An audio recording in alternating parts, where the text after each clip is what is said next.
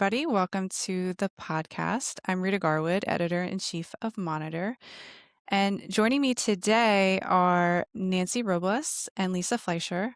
They were both facilitating a breakout session at LeadHER, which we're going to talk about today.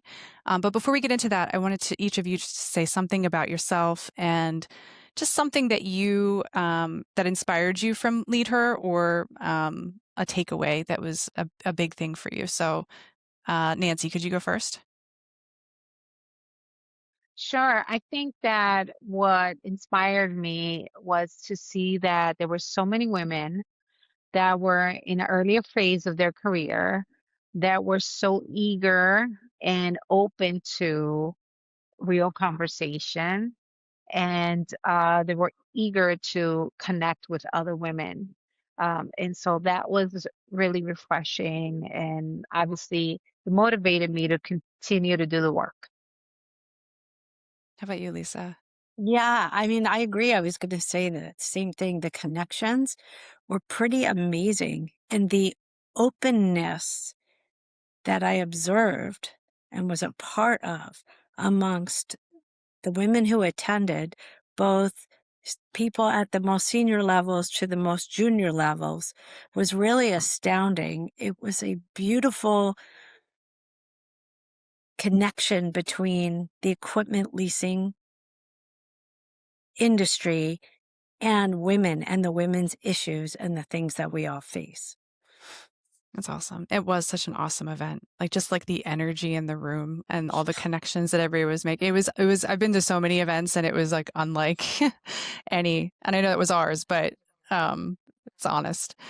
So both of you facilitated a session. It was called Speaking Up When the Stakes Are High. And I just wanted to know what sparked that topic. What made you think that that was important for this event and for women in the industry? Well, Lisa gave Okay. us the bunch of topics, and this one spoke to me because I know myself earlier, very early in my career, I would sit and be quiet when I was the only woman in the room amongst a lot of men. And it took me a number of years before I realized I might be younger and I might be female, but I have a perspective and I have something to say. And over the years, the many decades I've been in this industry and been in business, I recognize and I see that sometimes in our younger females, and I encourage them to speak up and call on them in meetings. And we had a very robust discussion. Nancy, what do you think? Well, Lisa, when Lisa Rafter, when we spoke about my potential engagement with the summit, we talked about one of the things that well, m- many of the things that are part of who I am and how I present myself. And one of those things is being very disruptive, right? I've often, for many, many years, I have found myself in rooms pushing for conversations that are uncomfortable.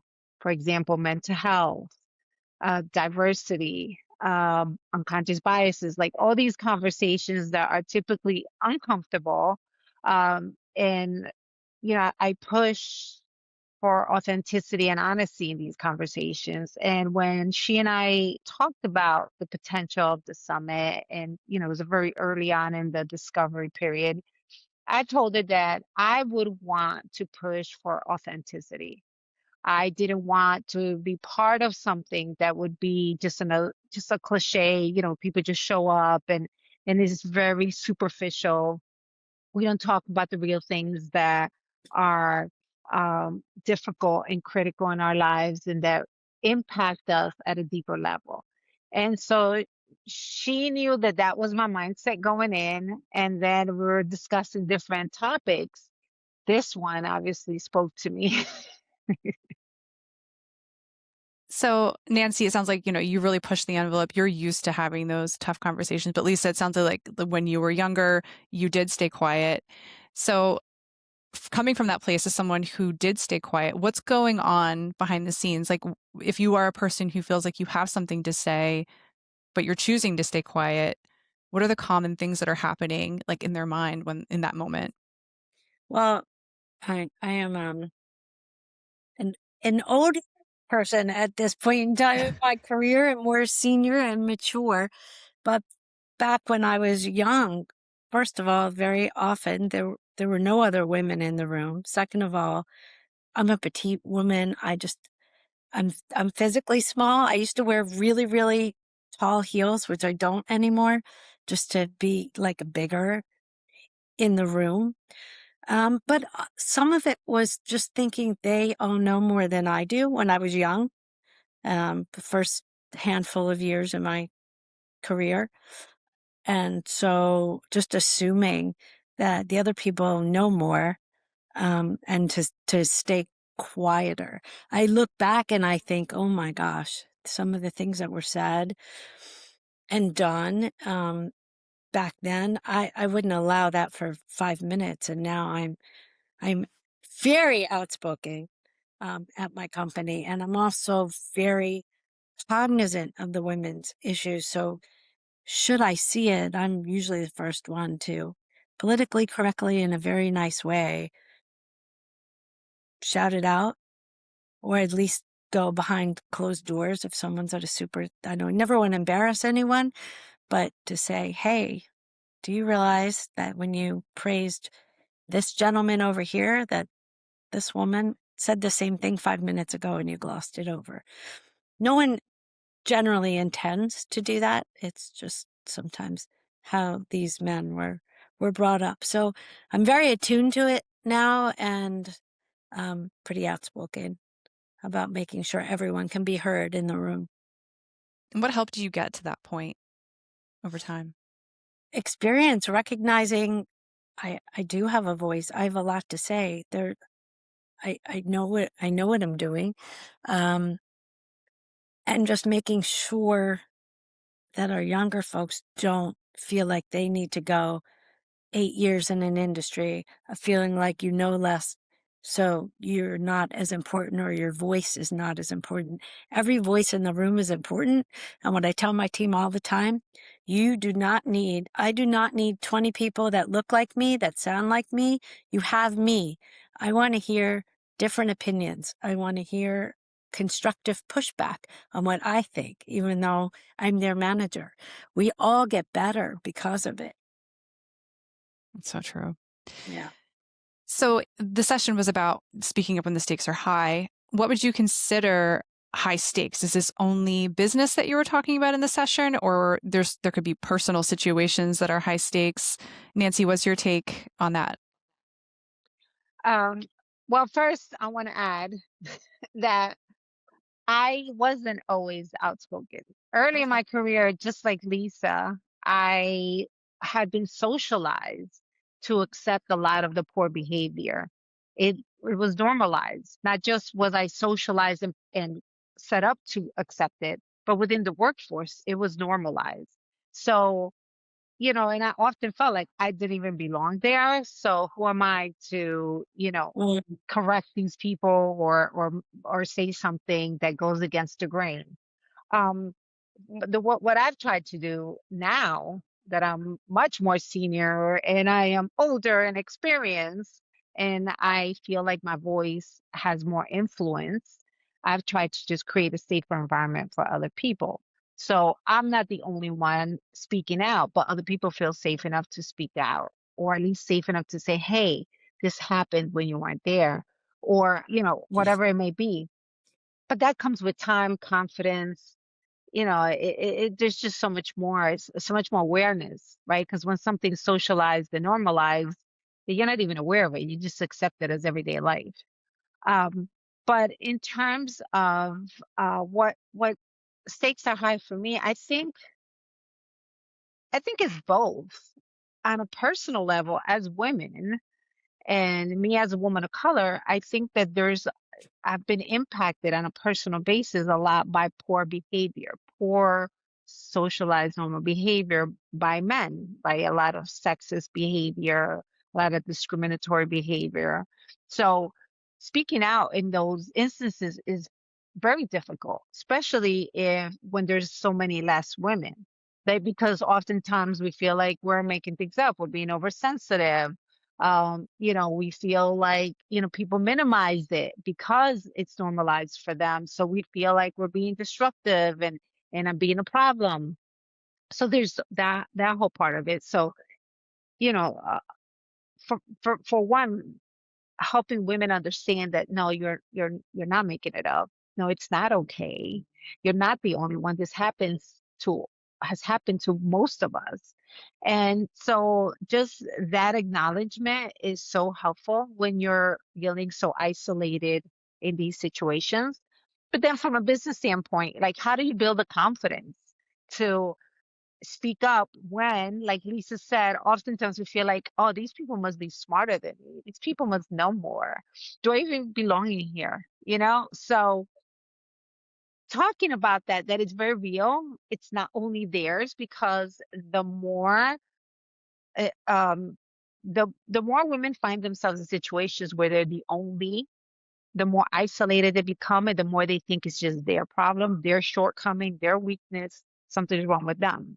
So being in a group together as women and all of us acknowledging together, Definitely. yes, we're all experiencing the same thing. That alone builds confidence because, okay, I'm not alone in this. I'm not making that up.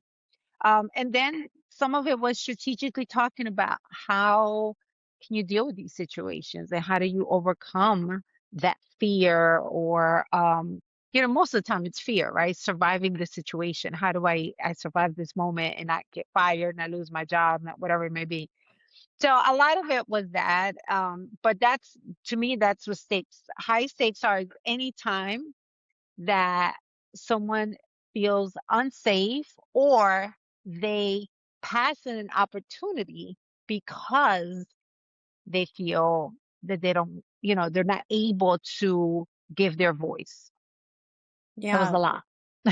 No, but I completely agree with Nancy. And our industry's gotten a whole lot better. We have a lot more women than we did before. We're not where we need to be yet, particularly with people of color and other minorities. But when I started again, I used to read the sports page or watch the sports on Sunday, even if I wasn't interested in it, so that I could contribute to the conversation on Monday morning that the guys were definitely talking about the football games from the night before. I don't do that anymore. If I want to watch the game and I saw it, great. And if I didn't, I didn't. Um, it was interesting to Nancy's point about speaking to one another about the issues. How many women in the room, you could see their faces light up. Like, yeah, I was having that same issue. How do you deal with that? People were just opening up, realizing it's not their own singular female minority issue. Many other people feel the same way. And the closeness that the ladies got from being in these sessions and at LeadHER, really, I could almost see a transformation on the faces of many of the women who attended from day 1 to day 3. For sure. It was really visually palpable. So at LeadHER, attendees were able to select the sessions that they wanted to go to. What did you hear from attendees about why they selected your session? I'll go. A bunch of women said it was a confidence thing. How do I get the confidence to speak up? They're confident in other situations, but not always in particular work situations. And there was a lot of discussion, I think, in our session about how do you get the confidence? How do you get the nerve? And I think it might have been Nancy, maybe I said, well, what's the worst that's going to happen? Do you think you're going to lose your job by speaking up? What's the upside? And then you could see the women's faces light up because there's so much upside for speaking up and having other people's backs. other ladies' backs in the room. And I really try very hard at work and elsewhere to listen and make sure our women who are speaking up, one, are heard, and two, if they're not, I'm pretty good at scanning the room and calling on folks. Sometimes it's my most introverted who have great things to say, but they're just not so comfortable doing it. Hey, Eileen, what do you have to say? What do you think about this issue? And the more they talk about it and the more they speak in public, the more comfortable they get doing so. Nancy, anything you would add to that?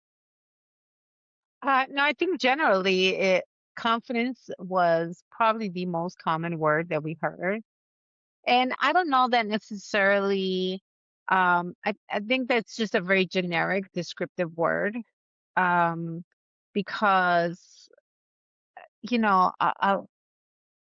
when we discussed and went deeper into the different topics, it wasn't necessarily confidence in their skill set, and it wasn't necessarily confidence in the subject matter. It wasn't necessarily um, confidence in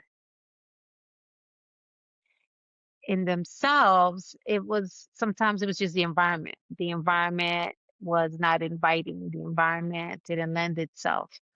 They didn't feel that other people were receptive to them. So it was a variety of things. I think confidence was just a word that that the women used most commonly, but it described a lot of different scenarios. And then some of them were personal. Some of them were just, I feel like an imposter. I feel like people don't take me seriously. I feel like people are not listening. So it was a number of complicated, layered issues. But a lot of the one thing that was very common is that everyone was looking for tools to overcome that hurdle. Both of you have talked about being heard when you speak. Um, can you kind of break that down a little bit? What does it take for someone to truly feel like they've been heard in a conversation like this? And if you're on the receiving end of someone coming to you with information that they want to share that they feel really important about, how can you ensure that they're feeling heard by you? Well, for me, anyone who uh, wants to come in and have a conversation about anything, right? This could be personal, it could be work related, it could be whatever, is first of all, I need to be present, right? So that means I'm not doing other things while I'm talking. I'm not checking my phone, I'm not looking at emails, because if I'm doing that, I'm not fully present. And, letting someone not just repeating what they're telling you, because a lot that's a strategy, like you repeat what someone just said or the question, and then it sounds like you're telling them they're hearing what they're saying, so they believe that you're processing. But one of my weaknesses is that I want to jump in with solutions, and a lot of times I catch myself jumping in and think, nope, you know what, I want to wait till you're done. You talk.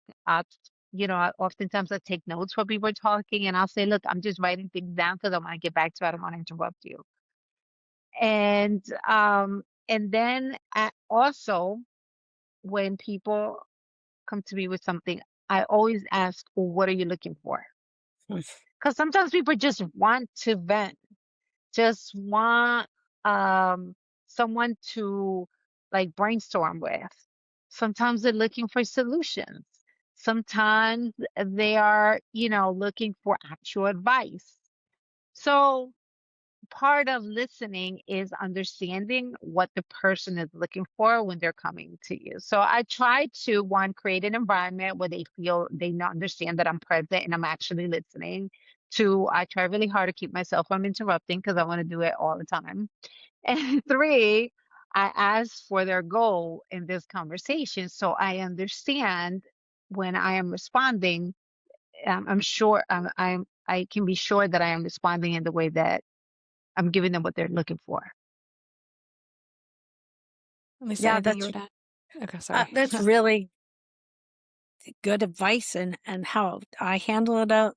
In addition, I'm on my laptop now. I'll shut the laptop so that there Mhm. is no distractions. I do tell folks if they're telling me something that is um, violative of our code of conduct or something, I will tell them up front that I'm here for you, but please know if you're going to tell me something that um, I may have to act on it. So I want to let them know that if it's really a violation of our code of conduct, if it's a legal issue, I'm the chief legal officer at the company, that I will have to.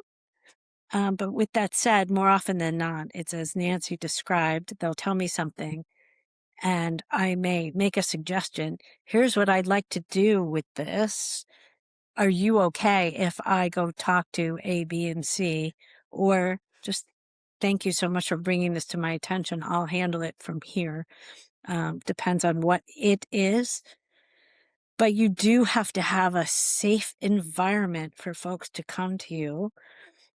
I find that when I'm in the office, I hear more and people will stop me more often than during COVID when we were home.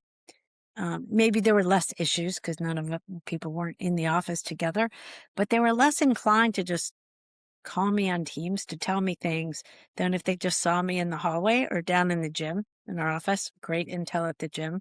But wherever it is, it's that safe place that folks should feel comfortable coming to our senior leaders so we can help fix the problems. If they want us to fix, sometimes people just need to vent, and that's really valid as well.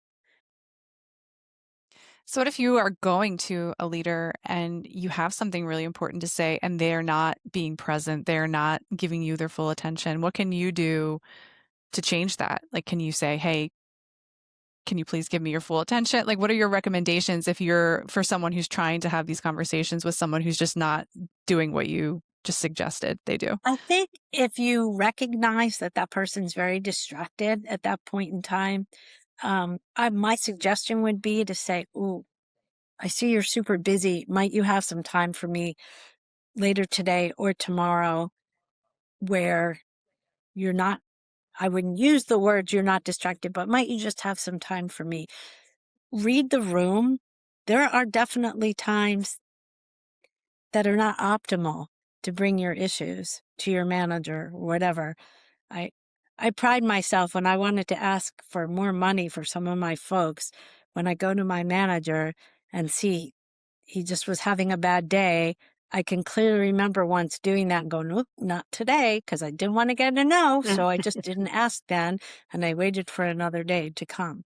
So make sure that it is a good time, unless it's an emergency, of course.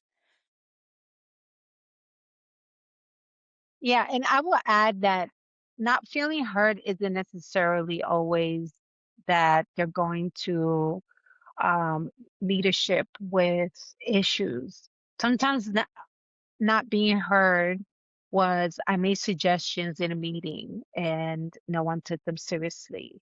Or I've made recommendations to, my manager, my team leader, my colleagues, and they're not implementing it or even considering it. So it's not always necessarily about leadership.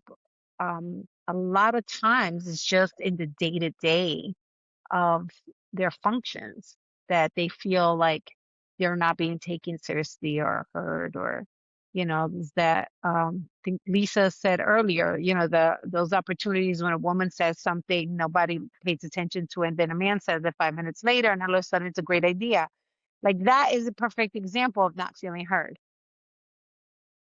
And sometimes it's not even a women's issue. It could just be a communications issue. And if I find I have someone who may not be the clearest communicator, get them a coach. Say, we have internal coaches at DLL. We have external coaches we've used. Would a coach be helpful to you, do you think? And I don't think anyone's ever come back to me where I suggested a coach and they took me up on it and came back and said that was a waste of my time. Not once. So I know often with women, there is a pattern where a man could say something and it's labeled as being assertive. But when a woman says something, it can be labeled as abrasive. How do women navigate that double standard at work or just in life? To me, I think you need balance.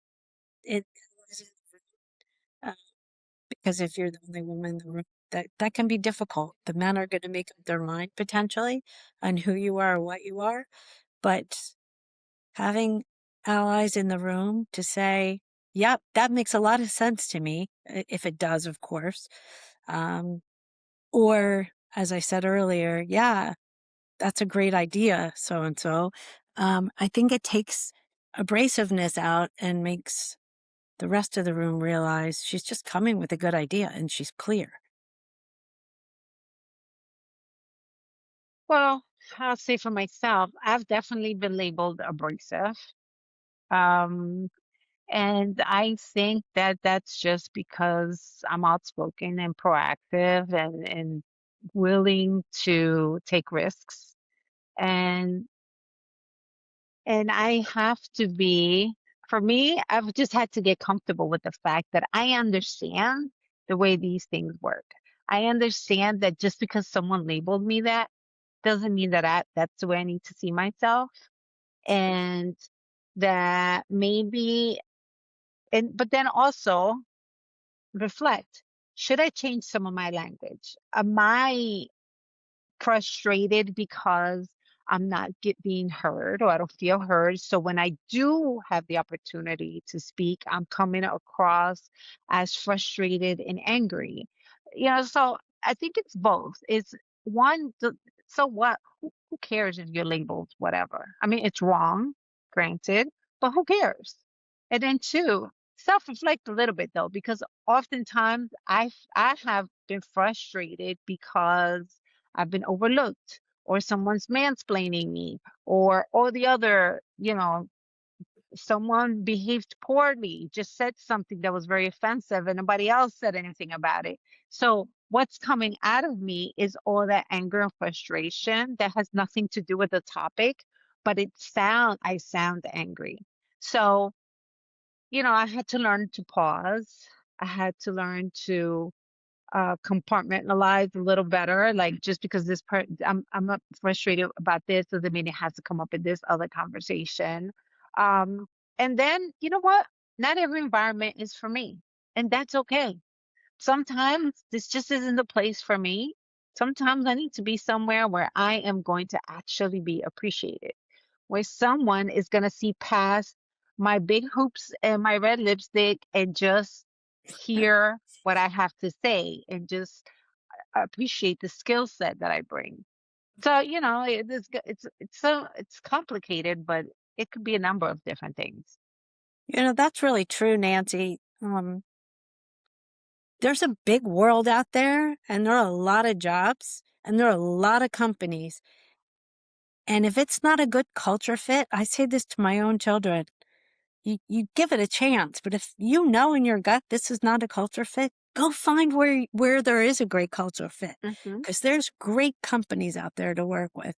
And I've worked in both places, and now as a grown adult, I really know the difference. But I languished in a place that paid me super, super well, but the culture was really toxic. And when I look back, I think, wow, I stayed too long and I will never do that again. How do you know when you've reached that point? Is it just like you're not being heard? Um, what are some Honestly, signs? you're not being heard. Frankly, it's blood pressure. It's Hmm. what my daughter calls the Sunday night scaries, when it's like, oh, I just don't want to go to work tomorrow. Um, I, for me, trust your gut. Trust your gut. Maybe not on day one, but shortly after, you kind of know whether the company as a whole is a fit for you or not. And it's okay. You're not a quitter if you need to leave after 2 years because it's just not working. And I don't say give up, and I'm a very long time at a lot of the companies that I've worked for. But it needs to work for you, and no one can make that decision but you. So true. So it sounds like all of this requires a level of confidence from the person who's speaking up, but it also requires, an organization or managers or just the people team who's creating space for that to happen. So I want to just talk about allies like managers or colleagues or sponsors that can help the people on their teams speak up. Um, can you just talk about what good allyship looks like on a day-to-day basis in the office, in any role that you're in? Frankly, I love to, I call it pre-gaming. If there's going to be what I think is going to be a difficult conversation at a meeting, and you have a friend, colleague to talk about it first, to say, hey, this is and this is where I'm heading on this subject. What do you think? If you can pre-align and have an ally in the room, two voices are better than one. I find that really works for me. I also like to use that same allyship after the fact. So to Nancy's point, if you're having a day where maybe where I think I've been a bit abrasive, to go back for that self-reflection Nancy talked about and go to a friend and say, what did you hear? Tell me honestly, was I too loud? Was I too strong? And I will tell you, almost always afterward, I'm thinking I was too much on something. And my ally will say, you were the only one in the room that called it out. Somebody had to call it out. Absolutely not. You were spot on. But we all self-reflect in different ways. And for me, it's helpful to hear it from somebody else. I also really want to get that constructive feedback too. Was I too loud? Did I cut somebody off and I didn't mean to? And sometimes that mirror is helpful to me. Nancy, how about you? Well, for me, allyship is more than anything, someone who's willing to stand up on my behalf or on behalf of someone else when they're not in the room. Because it's, on a one-on-one, when you're in the room, but when you're not in the room, that's when it really counts, right? Are you gonna let other people throw me under the bus or say Right. dishonest or unfair things about me? Um, are you going to hear or see something that's inappropriate, offensive, hurtful, and stay quiet, right? Whether I'm in the room or not. And so to me, the ally is that person who, although they're not impacted in the same way you are, they're willing to stand up just as if they were impacted in the same way and call it out. And so to me, that really is critical in situations in spaces where there's not a fair representation of women, right? Because I mean, focusing on women, because if it's, once the woman walks out the room, or like what Lisa described before, that's perfect allyship. Someone says something, a woman says something, they, discard it. A guy says something, brilliant idea, and then she goes back and say, hey, that was not okay for you to ignore this woman's suggestion or idea, whatever it may be. That's allyship. And that's what I hope to bring to others, not just women, but anyone who's it from an underrepresented group. Um, I try to create an environment where people are allies to each other and really get each other's backs. That's great. So if you are coaching women or anyone on how to really speak up, would you change your approach depending on where they are in their career, or would you give the same advice to everybody? I would never give advice because there's so many things. First of all, it's the organizational culture, but then there's a subculture within their own group, right? So you have to understand all that. And Sometimes some things are political and you have to be very tactful in the way you approach them. Sometimes things are just clearly unfair and they need to be called out right there and then.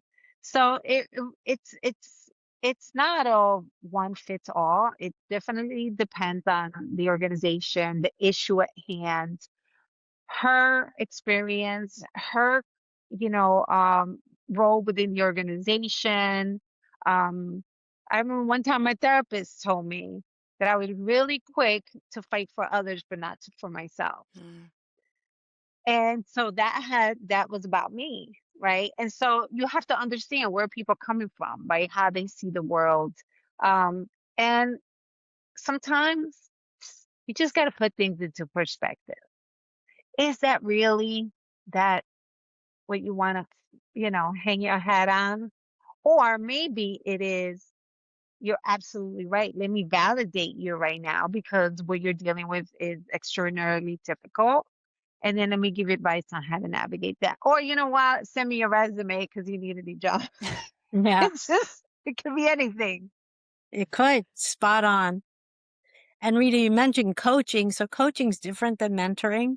So in a coaching situation, I wouldn't be telling them anything. I'd be trying to pull out of them, what would you do? What would be the worst thing that happened if you did say that? And let them come to that realization themselves. That's so true. Hmm.